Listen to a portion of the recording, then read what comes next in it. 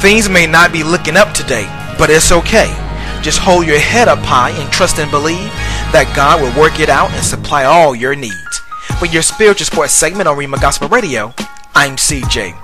That old saying of what goes up must come down was reverberated early Sunday morning as the 7-foot, over 900-pound bronze statue of the late Joe Paterno was taken down after President Rod Erickson decided it was time, as the statue will remain in an unnamed, secured location.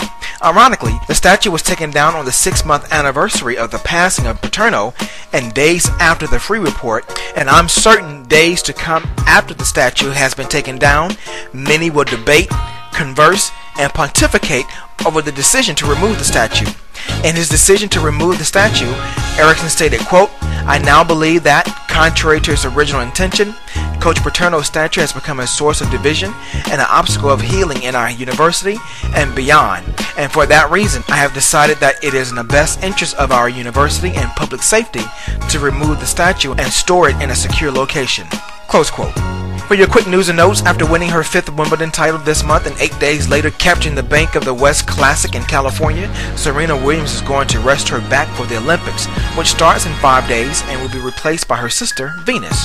Fernando Alonso led from the start to win the German Grand Prix in his Ferrari on Sunday and extend his Formula One championship lead. Organizers say Italian Valerio Cattilini and navigator Daniela Bertonieri were killed in their Puget 207 S2000 after an explosive crash at an annual rally in the Tuscan city of Lucca. Indianapolis Motor Speedway officials announced director Ron Howard will lead the field at this year's Brickyard 400 on July 29th. Isiane Castro Marquez, who plays for the Atlanta Dream, was removed from Brazil's Olympic women's basketball team last Friday after violating an off-the-court team rule. Chris Walker, ESPN number 7 senior in the class of 2013, committed to Florida early Sunday morning, elevating the Gators recruiting class to the number 1 ranking in the nation. Akron coach Keith Dambrot has agreed in principle to a new 10-year contract, and the final contract will need their Board of Trustees approval. Kansas freshman guard Milton Doyle has been cleared by the NCAA clearinghouse and will be eligible to play next season for the Jayhawks. A source familiar with the situation confirmed. Colorado State football recruit Zach Goldich was wounded below his earlobe early Friday morning when a bullet entered the Aurora, Colorado movie theater he was in, which was adjacent to the one in which alleged shooter James Holmes killed 12 people at the screening of the latest Batman movie. May God rest the souls that were prematurely taken, but also bring peace and comfort by all affected. After reporting last week, the Big Ten Conference may give its commissioner the ability to fire coaches in the continuing wake of the Jerry Sandusky abuse case. In a statement released Friday, the conference says, quote, "Giving emergency powers to the commissioner to fire personnel is not under consideration," close quote, by its 12 school presidents and chancellors. North Carolina is vacating former receiver Hakeem Nick's statistics from 2008 because he was ineligible that season and will be marked with an asterisk. Baylor Regents have given their approval to building a $250 million on-campus football stadium along the Brazos River. Restricted free agent center Greg Stiesma has reached an agreement with the Minnesota Timberwolves, according to his agent, and the Dallas Mavericks has signed first-round draft pick Jerry Cunningham. New York Mets left-hander Johan Santana was placed on the 15-day disabled list on Saturday with a sprained right ankle.